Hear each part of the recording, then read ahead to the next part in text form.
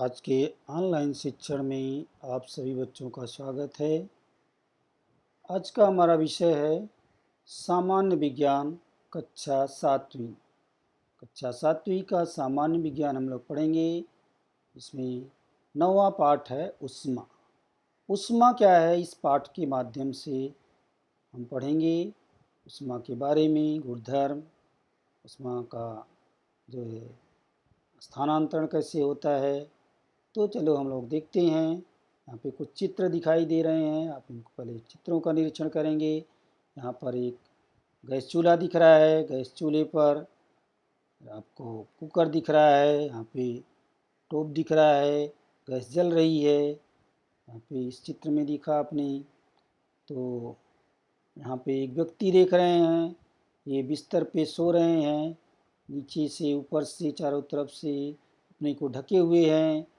तो यहाँ पे क्या दर्शाने की कोशिश की गई है, इधर नीचे भी एक चित्र आपको दिखाई दे रहा है जहाँ अग्नि जल रही है और उसके आसपास लोग बैठे हुए हैं हाथ फैला करके। तो ये तीनों चित्रों को ध्यान से देखें। तो यहाँ पर किस चीज़ का लोग उपयोग कर रहे हैं। यहाँ पर गैस जलाने पर आप जानते हैं कि गैस जलती है तो क्या निकलता है, ऊष्मा। गैस आप जलाते हो, ऊष्मा निकलती। उस ऊष्मा का उपयोग करके हम खाना पकाते हैं। यानी पानी उबलता है, चावल पकता है, तो उसके लिए हमें किस चीज़ की ज़रूरत पड़ती है, ऊष्मा की ज़रूरत पड़ती है। यहाँ पर देख सकते हैं कि ये जो लकड़ी जल रही है, लकड़ी जलने से भी क्या हो रहा है, अग्नि प्रज्वलित हुई है, अग्नि जल रही है तो इसमें से ऊष्मा निकल रही है। तो ऊष्मा से लोगों को गर्मी मिल रही है, इसलिए इसके आसपास लोग बैठे हैं।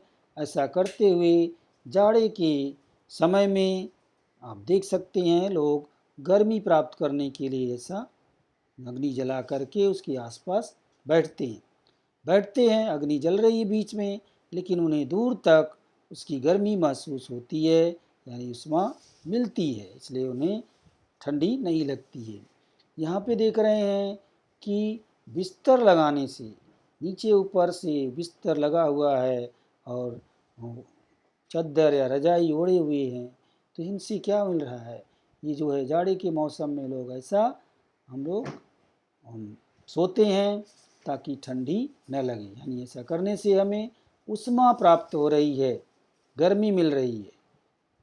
और यहाँ देख रहे हैं, यहाँ बर्फ़ के अंदर गिलास के अंदर बर्फ़ के टुकड़े डाले गए हैं, और बर्फ़ के टुकड़े अंदर डालने के बाद गिलास के किनारे किनारे हमें पानी की बूंदें जमा हुई दिख रही हैं। अंदर गिलास के अंदर बर्फ़ डाला गया, लेकिन उसके बाहर भी पानी की बूंदें दिखाई पड़ रही हैं। ऐसा क्यों हो रहा है, इसका कारण क्या हो सकता है। गिलास में बर्फ़ डालने से यहाँ पे ऊष्मा ठंडी हो गई, यानी गिलास के अंदर ऊष्मा कम हो गई, और बाहर जानते हैं हवा में ऊष्मा अधिक होती है, पानी भी होता है, वाष्प भी होता है। तो बाहर की हवा गर्म है और अंदर की हवा ठंडी है। तो जब ये हवा टकरा रही है तो ठंडी हो रही है, क्योंकि हवा में वाष्प है, और वही वाष्प का पानी जो है ठंडा होने के कारण पानी में वो रूपांतरित हो जा रही है।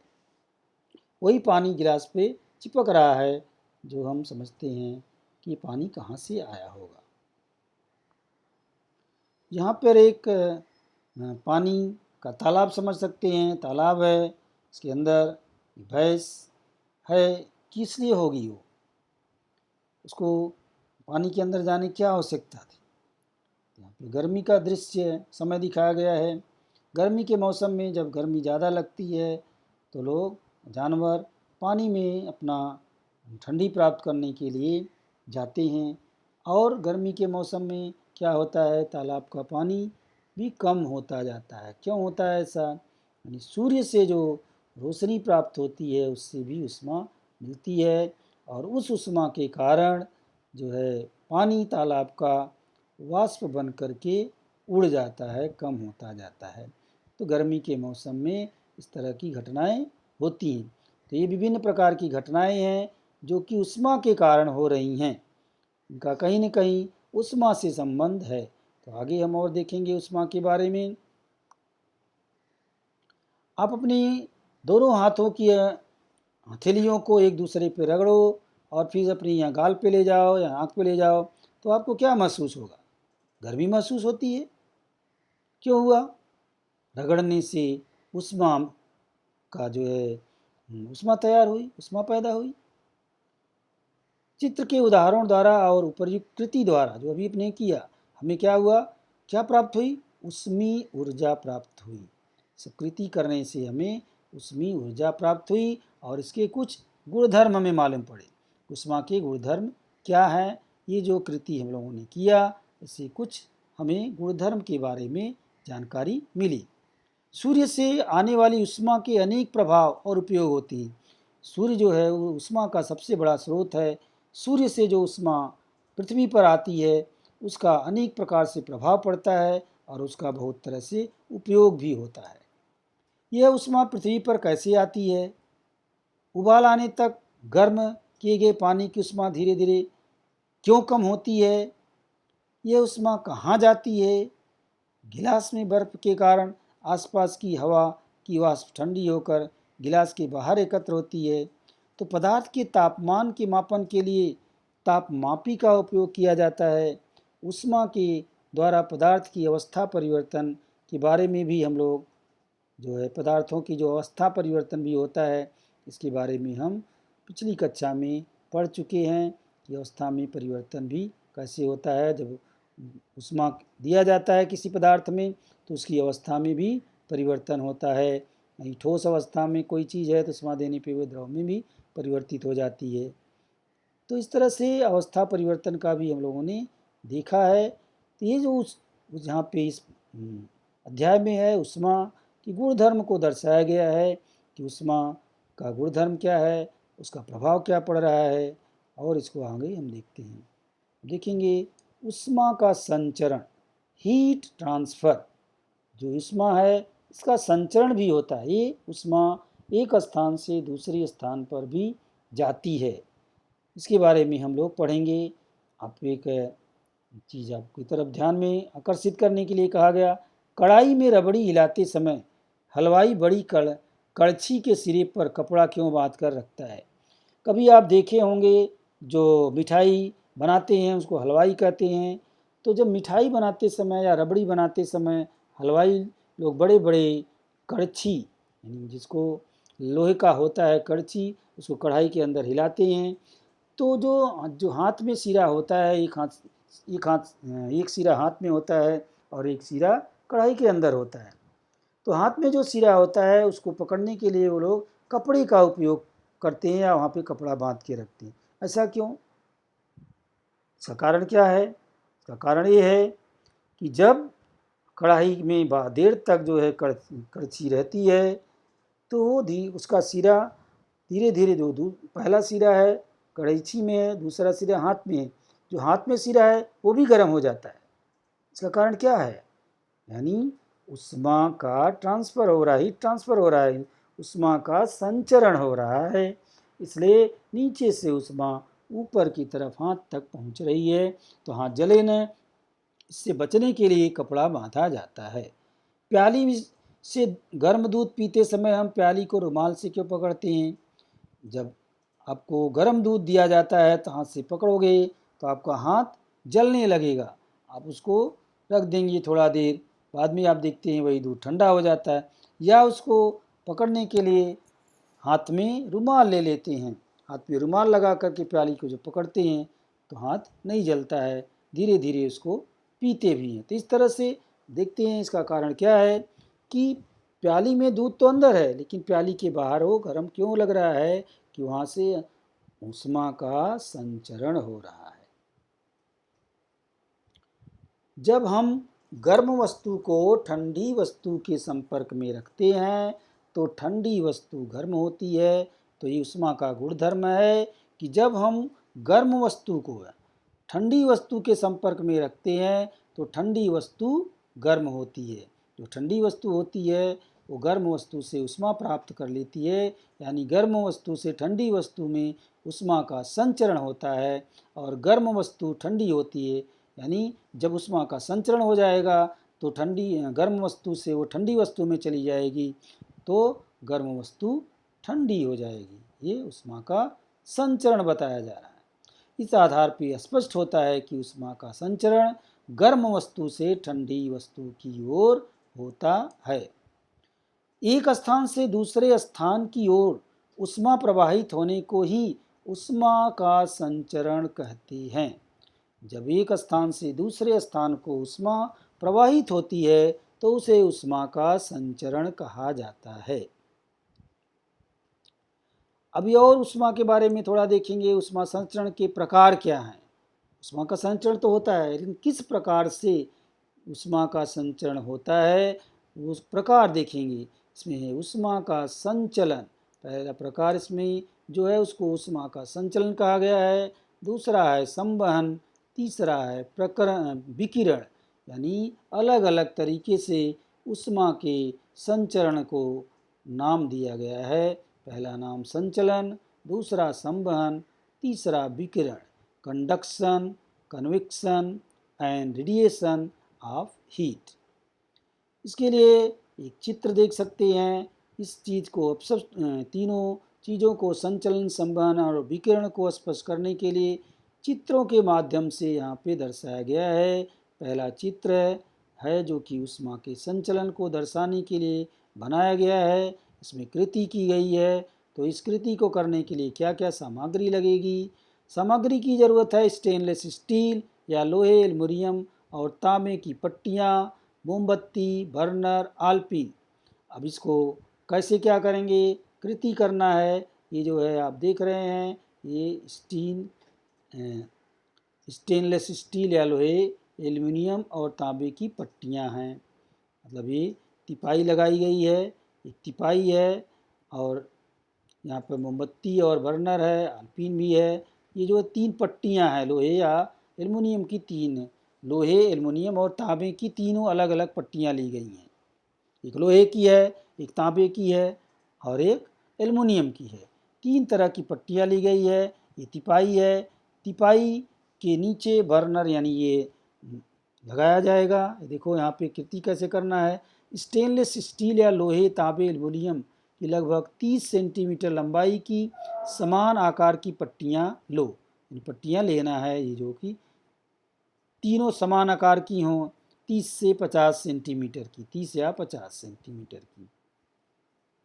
तो सुविधा के अनुसार ले सकते हैं। प्रत्येक पट्टी पर 2-2 सेंटीमीटर की दूरी पर मोमबत्ती की सहायता से मोम डाला गया है।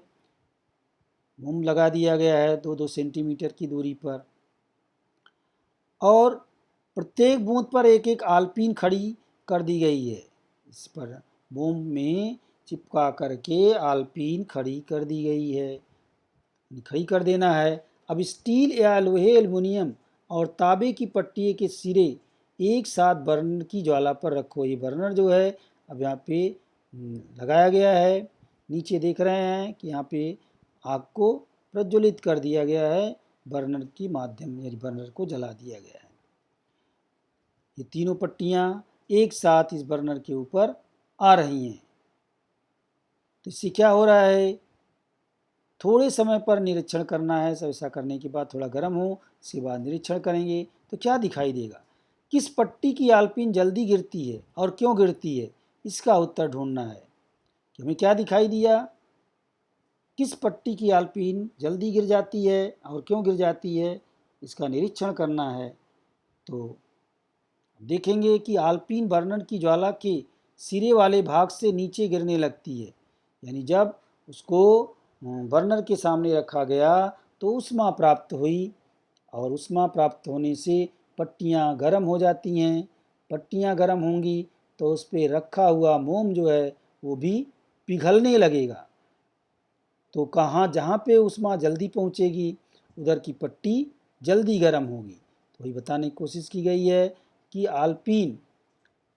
आलपीन बर्नर की ज्वाला के सिरे वाले भाग से नीचे गिरने लगती है। इसका अर्थ है कि उष्मा पट्टी के गर्म सिरे से ठंडे सिरे की ओर प्रवाहित होती है। पदार्थ के गर्म भाग से ठंडे भाग की ओर उष्मा के स्थानांतरण को उष्मा का संचलन कहते हैं। इसको अभी थोड़ा देर पहले भी हमने देखा कि ठंडे गर्म भाग से पदार्थ के गर्म भाग से ठंडे भाग की तरफ जो ऊष्मा स्थानांतरित होती है उसे हम ऊष्मा का संचलन कहते हैं। तो यहाँ पे इधर गर्म है, गर्म भाग से धीरे धीरे ऊष्मा ठंडे भाग की ओर प्रवाहित हो रही है। और इसमें भी कहा गया है कि अलग अलग प्रकार के जो पदार्थ होते हैं उसमें ऊष्मा का जो संचलन होता है वह भी अलग होता है। पहले क्या हो रहा है कि सर्वप्रथम तांबे की पट्टी पर लगी आलपीनें गिरती हैं। अब देखेंगे 3 प्रकार की जो पट्टियाँ लगी हैं उसमें सबसे पहले तांबे पर जो लगी हैं पट्टियाँ वो गिरने लगेंगी। लोहे की पट्टी की आलपीन तुलनात्मक रूप से देर में गिरती है। तांबे के बाद एल्युमिनियम की गिरेगी और एल्युमिनियम के बाद लोहे की गिरेगी। कारण क्या है? तांबे से ऊष्मा तीव्रता से प्रवाहित होती है और ऊष्मा का पदार्थ से प्रवाहित होना उस पदार्थ के गुणधर्म पर निर्भर करता है। सबसे ज़्यादा तेज जो है ऊष्मा प्रवाहित तांबे पर होती है तो जल्दी जो है इसलिए वहाँ पे गर्म हो गया, प्रवाहित हो गई, जल्दी आलपीन गिर गई। उससे थोड़ा तुलनात्मक रूप से लोखंड वाले पट्टी पर से पहले जो है एल्युमिनियम की गिरती है, यानी तांबे से थोड़ा कम लेकिन लोहे से ज़्यादा ऊष्मा जो है एल्युमिनियम में प्रवाहित होती है, जल्दी प्रवाहित होती है और लोहे में सबसे कम, तीनों में से कम। तो ऊष्मा का स्थानांतरण ठोस पदार्थ से होता है, अर्थात ऊष्मा के स्थानांतरण के लिए माध्यम की आवश्यकता होती है। अभी एक दूसरा प्रयोग देखेंगे।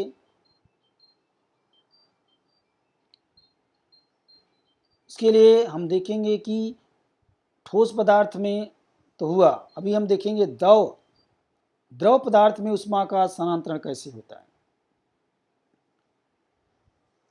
अभी द्रव पदार्थ में ऊष्मा का स्थानांतरण कैसे होगा इसको हम स्पष्ट करने के लिए फिर से एक प्रयोग कर सकते हैं। ये चित्र देख सकते हैं, ऐसा हमें चित्र व्यवस्थित करना है। इसके लिए क्या क्या लगेगा, सामग्री इसमें क्या क्या लगाई गई है। तो सामग्री है बीकर, पोटेशियम परमैंगनेट, बर्नर, पानी, ये सब सामान की ज़रूरत पड़ेगी। एक बर्नर चाहिए जैसे पहला दिखाया गया इस तरह से जलने के लिए, और कांच का बीकर भी चाहिए इस तरह। तो ये सारी चीज़ें हमें चाहिए सामग्री, फिर इस प्रयोग को कर सकते हैं। तो ये कृति क्या करना है, कांच का बीकर लेना है, बीकर को गैस बर्नर द्वारा मंद उष्मा दो, यानी बहुत तेज उष्मा नहीं देना है, उसको धीरे धीरे गर्म करना है और पोटेशियम परमैंगनेट के कुछ टुकड़े उसमें डाल देना है। इसमें पोटेशियम परमैंगनेट के जो टुकड़े हैं उनको कुछ टुकड़ों को डाल देना है। अब बीकर के पानी की ओर ध्यान से, इसमें जो बीकर में पानी भरा है इसमें नीचे पोटेशियम परमैंगनेट डाला गया है। अब इसको ध्यान से देखना है। तो क्या होगा, पानी गर्म करने के बाद पानी धीरे धीरे नीचे का स्तर का गर्म होगा पहले। तो पानी में नीचे से ऊपर की ओर पुनः ऊपर से नीचे आने वाली धाराएं दिखाई देंगी, जो है उसमें ध्यान से देखेंगे तो कलर में चेंजेज होता है। नीचे लाल कलर का हो गया है और ऊपर ब्लू कलर दिख रहा है। तो इससे कलर के माध्यम से मालूम पड़ रहा है कि कौन ऊपर जा रहा है, कौन नीचे आ रहा है। तो पानी में नीचे से ऊपर और पुनः ऊपर से नीचे आने वाली धाराएं दिखाई देती हैं। पोटेशियम परमैंगनेट के कारण ये लाल बैंगनी धाराएं तुरंत पहचानी जा सकती हैं। नीचे पोटेशियम परमैंगनेट है तो उसके कारण जो है ये धाराएं लाल हो गई हैं, लाल बैंगनी रूप ले रही हैं। तो पानी की धाराएं कहाँ जा रही हैं इससे कलर के माध्यम से पहचान सकते हैं। पानी को उष्मा देने की शुरुआत करने पर बीकर के तल का पानी गर्म होता है और जिसके फलस्वरूप उसका घनत्व कम होने के कारण वह ऊपर की ओर जाता है। जब पानी के बीकर के तल को गर्म करते हैं तो पानी गर्म होता है, बीकर का जो तल का रूप है, तल का भाग है वो जल्दी गर्म होगा, वहाँ का पानी गर्म होगा और गर्म होने के कारण उसका घनत्व कम हो जाता है और वह पानी ऊपर की ओर जाने लगता है। और उसकी जगह ऊपर का जो ठंडा पानी है, जब नीचे का पानी ऊपर जाएगा तो उसकी जगह पे ऊपर का जो ठंडा पानी है वो लेता है, वो नीचे आएगा। तो इस प्रकार ऊष्मा का स्थानांतरण धाराओं द्वारा होता है। जो इस क्रिया में हो रहा है, यहाँ पे ऊष्मा का स्थानांतरण इस पानी की धारा के द्वारा हो रहा है और इस क्रिया को ऊष्मा का संवहन कन्वेक्शन कहते हैं। द्रव और गैसीय पदार्थों में संवहन होता है। संवहन के लिए माध्यम की आवश्यकता होती है। तो द्रव और गैसीय दोनों पदार्थों में भी ऊष्मा का संवहन होता है, तो संवहन के लिए भी माध्यम की आवश्यकता होती है। दूसरे प्रयोग के माध्यम से और देख सकते हैं। इसके लिए ऐसा चित्र संवहन के लिए दर्शाया गया है। यहाँ पर हम देख सकते हैं। इसके लिए क्या चाहिए? परख नली, बर्फ़ का टुकड़ा, स्टील की एक जाली, मोमबत्ती, ये पदार्थ चाहिए। तो इस तरह का हमें प्रयोग करने के लिए यहाँ पर भी बर्नर है, यहाँ पर जो है बर्फ़ का टुकड़ा है, जाली है यहाँ पे लगी, स्टील की जाली है। अब ये जो है एक चिमटा है जो कि पकड़ने के लिए प्रयोग किया गया है। क्या करेंगे कृति?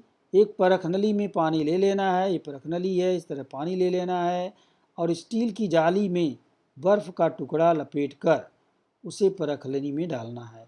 जो स्टील की जाली लिए हैं उसी में बर्फ़ का टुकड़ा लपेट करके उसे परख नली में डालना है।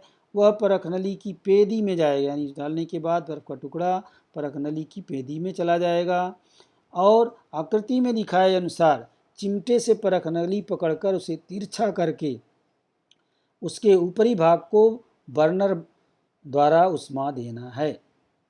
इस तरह इसको हाथ से पकड़ना है चिमटे के द्वारा और तिरछा करके थोड़ा लटका करके बर्नर के ऊपर उसे गर्म करना है। तो ये ऊपर का भाग जो है बर्नर के ऊपर आ रहा है, ये परख नली का ऊपरी भाग जो है ये बर्नर के ऊपर आ रहा है। यहाँ पे ऊष्मा पड़ रही है और यहाँ पे स्थित ये गर्म हो रहा है, यहाँ पे ये गर्म हो रहा है।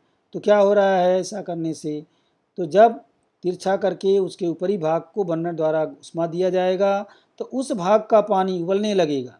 जहाँ ऊष्मा आएगी वहाँ का पानी उबलने लगेगा और तब ऊष्मा देना बंद कर देंगे। यानी जब उबलने लगे तो ऊष्मा देना बंद कर देना है। अब परख नली के तल में स्थित बर्फ के टुकड़े का निरीक्षण करना है। जो हमने यहाँ पे बर्फ़ डाला था उसका निरीक्षण करना है। पानी यहाँ गर्म हुआ, नीचे क्या हुआ ये देखना है। परख नली के ऊपर के भाग को ऊष्मा देने पर भी ऊष्मा पेदी तक नहीं पहुँचती है। जो बर्फ़ का टुकड़ा डाला गया है और ऊपर ऊष्मा दिया जा रहा है, पानी खौल रहा है, लेकिन वह ऊष्मा नीचे नहीं पहुँच रही है। ऐसा क्यों हो रहा है? इसका कारण क्या है? तो ऊष्मा के कारण पानी का घनत्व कम हो जाता है, अभी हमने देखा, अतः वह नीचे नहीं जाती है। जब यहाँ पे पानी को ऊष्मा दी जा रही है तो ऊष्मा देने से पानी का घनत्व कम हो जाता है और पानी को घनत्व कम हो जाने से वो नीचे नहीं जाता है, वो ऊपर जाता है। तो इसलिए संवहन क्रिया नहीं होती है। तो जब यहाँ पर नीचे वाला भाग ठंडा है, पानी चूँकि ऊपर गर्म किया जा रहा है, इसलिए यहाँ पे पानी का संवहन नहीं, ऊष्मा का संवहन नहीं हो रहा है। यहाँ पर ऊष्मा का संवहन नहीं हो रहा है।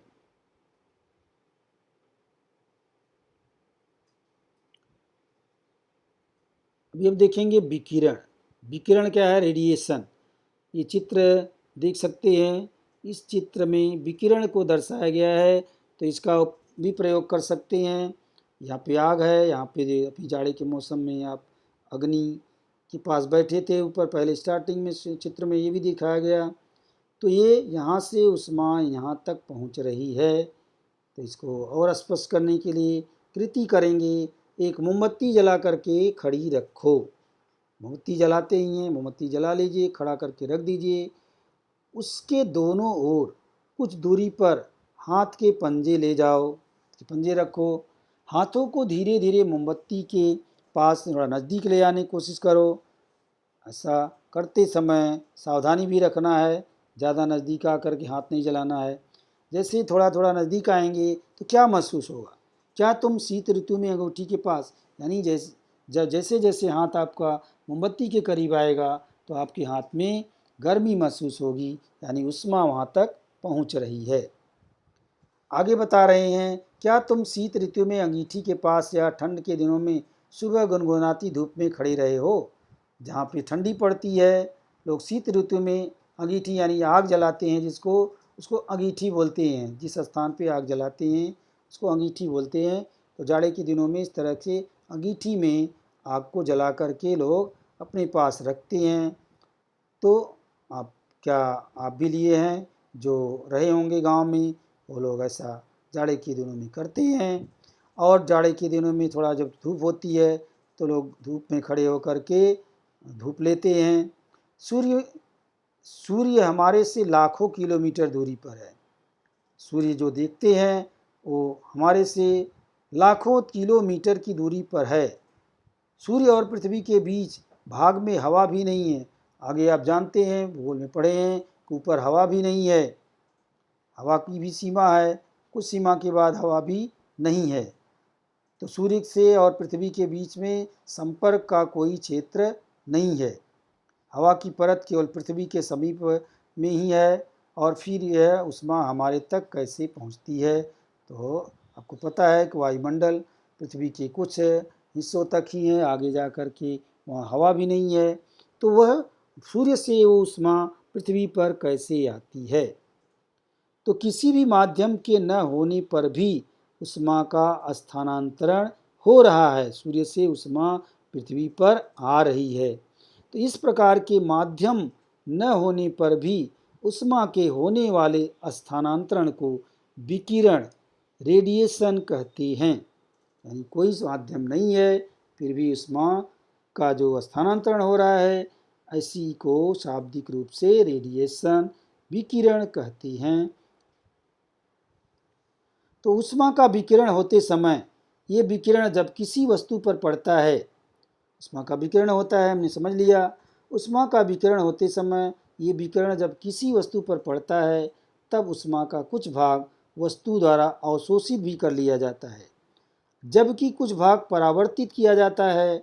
और किसी पदार्थ की विकिरण अवशोषित करने की क्षमता उसके रंग और अंतर्निहित गुणधर्मों पर निर्भर करती है कि किसी पदार्थ में विकिरण कितना होगा और कितना वो जो है ऊष्मा को अवशोषित करेगा, वह उस पदार्थ के अंदर जो गुणधर्म है उस पर निर्भर करता है। यहाँ पे चित्र देख रहे हैं, जो है विज्ञान का चमत्कार आपको बताया गया है। प्रकृति में वृक्ष, पहाड़, पत्थर, रास्ते जैसी अनेक वस्तुओं द्वारा ऊष्मा का विकिरण होता रहता है। इन विकिरण का उपयोग रात्रि के समय आसपास का परिसर दिख सके ऐसा कमरा विकसित किया गया है। ऐसा एक कैमरा विकसित किया गया है कि जो प्रकृति में वृक्ष, पहाड़, पत्थर, रास्ते से ऊष्मा का विकिरण होता रहता है। उन विकिरण का उपयोग करके रात्रि के समय हमें आसपास के परिसर की वस्तुएं भी दिखाई पड़े, ऐसा कैमरा जो है विज्ञान के द्वारा विकसित किया गया है। इसे अवरक्त कैमरा कहते हैं। इस कैमरे को अवरक्त कैमरा कहा गया है। तो ऐसे कैमरे का उपयोग करके रात के समय शत्रु की गतिविधियों पर नज़र रखी जा सकती है। इस तरह से आज का लेसन यहीं पे समाप्त करते हैं। आगे का भाग दूसरे सेशन में पढ़ेंगे। धन्यवाद।